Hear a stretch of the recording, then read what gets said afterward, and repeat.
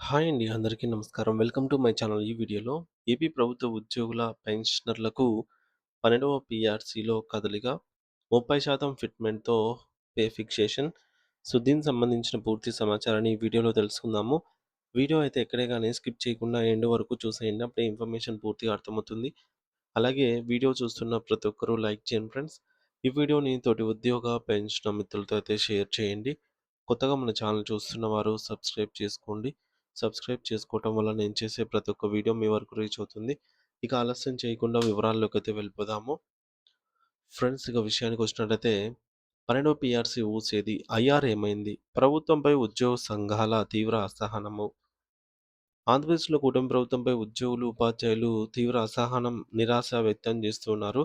ఎన్నికల మేనిఫెస్టోలో ఇచ్చిన హామీలైనటువంటి 12వ పీఆర్సీ, మధ్యంతర భృతి, ఐఆర్ వంటి అంశాలపై ప్రభుత్వం ఇప్పటివరకు ఎటువంటి స్పష్టత ఇవ్వకపోవడంపై ఉద్యోగ సంఘాలు భగ్గుమంటున్నాయి. ఈ మేరకు ఈ నెల ఆందోళన బాట కూడా వారు పట్టేదానికి సిద్ధం చేశారు. ఖరారు చేశారనమాట.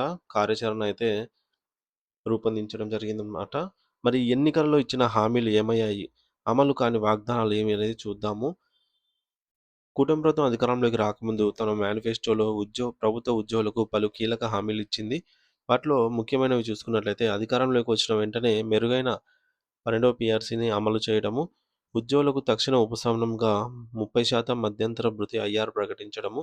అయితే ప్రభుత్వం ఏర్పడి కొంతకాలం గడుస్తూ ఉన్నా ఈ హామీల అమలు దిశగా ఎలాంటి చర్యలు తీసుకోకపోవడంతో ఉద్యోగ వర్గాల్లో తీవ్ర నిరాశ, నిస్పృహలు అలుముకున్నాయని పేర్కొన్నారు.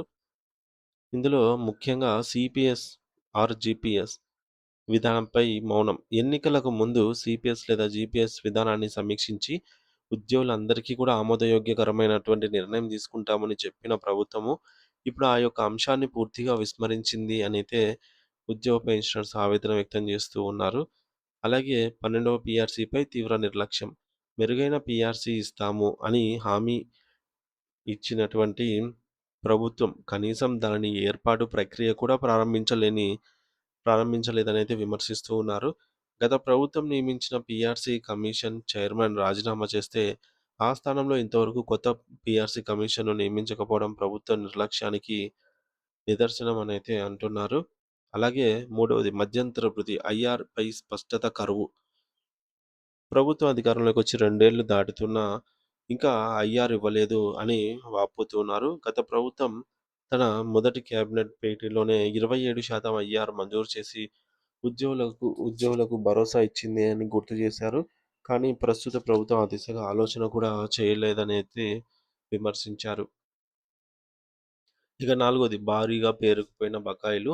ఉద్యోగులకు, పెన్షనర్లకు ప్రభుత్వం చెల్లించాల్సినటువంటి డీఏ బకాయిలైతేనేమి, రిటైర్మెంట్ ప్రయోజనాలైతేనేమి, ఇతర అన్ని రకాలు కలిపి సుమారు 30,000 కోట్ల బకాయిలు పేరుకుపోయాయని, వాటి చెల్లింపులపై కూడా ప్రభుత్వం ఎలాంటి కార్యాచరణ ప్రకటించలేదు అని అయితే తెలిపారు. ప్రభుత్వం ముందున్న సవాళ్లు. ప్రస్తుతానికి కూటమి ప్రభుత్వంపై ఉద్యోగులు పెట్టుకున్న భారీ అంచనాలు నెరవేరకపోవడంతో వారిలో అసంతృప్తి పెరుగుతోంది. యాక్చువల్‌గా కూటమి ప్రభుత్వం అధికారంలోకి వచ్చిన తర్వాత చేసిన ఉద్యోగ పెన్షనర్స్‌కి కొన్ని శుభవార్తలు కూడా చెప్పింది. అందులో మొదటిది జీతాలు త్వరగా చెల్లించడము.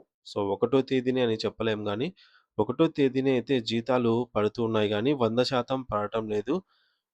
సో, అయితే తొందరగా చెల్లిస్తూ ఉన్నారు. 1, 2 తేదీలలో మాక్సిమం 3 తేదీల లోపల జీతాలైతే అందరికీ జమ అయిపోతున్నాయి. జీతాలు పెన్షనర్స్ కూడా ప్రయారిటీ క్రమంలో జమ చేస్తూ వస్తూ ఉన్నారు. అలాగే మనకు 2 దఫాలుగా పెద్ద పెద్ద మొత్తాలు విడుదల చేయడం జరిగిందనమాట. అలాగే ఒక డీఏను ప్రభుత్వం అధికారంలో ఉన్నటువంటి ఈ 2 ఏళ్ల కాలంలో ఒక డీఏను మాత్రమే ప్రకటించారు. కాకపోతే 2 విడతల డీఏ బకాయిలను సో, 2 డీఏ బకాయిలను చెల్లించారనమాట. 2018 సంబంధించి. ఇవి అలాగే మనకు పండుగ సందర్భంలో ఒక 6,000,00,00,000, ఒక 7,000,00,00,000 ఈ విధంగా అయితే 2 సార్లు ప్రకటించడం జరిగింది. అవి గూడా వాటిలో ఎక్కువ మొత్తాలు ఉద్యోగులు, పెన్షన్‌లు దాచుకున్న సొమ్మే విడుదల చేయడం అనేది జరిగిందనమాట. ఈ విధంగా ఉంటే నమ్మకం కోల్పోయే ప్రమాదం. ఎన్నికల ముందు ఇచ్చినటువంటి హామీలను అమలు చేయడంలో జాప్యం జరిగితే ఉద్యోగులలో ప్రభుత్వంపై నమ్మకం సన్నగిల్లే ప్రమాదం అయితే ఉంది. ఇది ప్రభుత్వ పనితీరుపై దీర్ఘకాలంలో ప్రభావం చూపుతుంది. ఇకపోతే ఆర్థిక భారం వాస్తవమే అయినా, రాష్ట్ర ఆర్థిక పరిస్థితి ఒక సవాలుగా ఉన్నప్పటికీ ఉద్యోగులకు రాజ్యాంగబద్ధంగా చెందాల్సినటువంటి ప్రయోజనాలను నిలిపివేయడం సరైన విధానం కాదని నిపుణులు అభిప్రాయపడుతూ ఉన్నారు. సమస్యలను పెండింగ్‌లో పెట్టడం వల్ల భవిష్యత్తులో భారం మరింత పెరుగుతుంది అనైతే చెప్పవచ్చు. ఉద్యమాలకు దారితీసే అవకాశం. ప్రభుత్వం తక్షణమే స్పందించి ఉద్యోగ సంఘాలతో చర్చలు జరపకపోతే ఈ యొక్క అసంతృప్తి భవిష్యత్తులో ఉద్యమాలకు, నిరసనలకు దారితీసే అవకాశం అనేది లేకపోలేదు.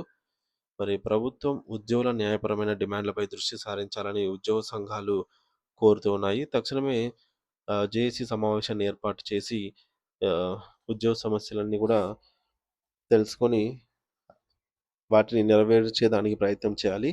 అన్నిటికంటే ముఖ్యంగా 12వ పీఆర్సీ కమిషన్ నియామకం చేయాలి. ఈలోపు ఐఆర్ మధ్యంతర భృతిని ప్రకటించాలి. బకాయిల చెల్లింపులపైన స్పష్టమైన హామీ ఇవ్వాలి. లేని పక్షంలో తమ కార్యాచరణను ప్రకటిస్తామనైతే ఉద్యోగ సంఘాలు హెచ్చరిస్తూ ఉన్నాయి.